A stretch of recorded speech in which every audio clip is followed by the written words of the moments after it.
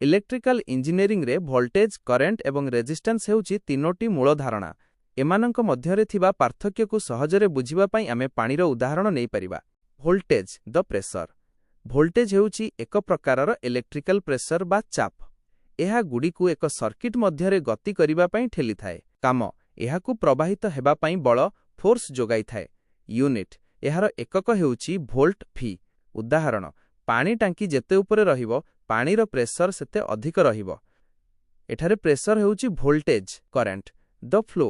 Current हेउची एक conductor तार मध्यरे इलेक्ट्रॉन प्रवाहर हार rate of flow of electrons. काम जेतेबेले वोल्टेज चाप दिए सेतेबेले करेंट प्रवाहित हुए।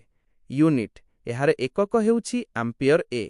उदाहरण पाइप मध्यरे जेतिकी परिमाणर पानी बहुची ताहा हेउची करेंट। Resistance the barrier.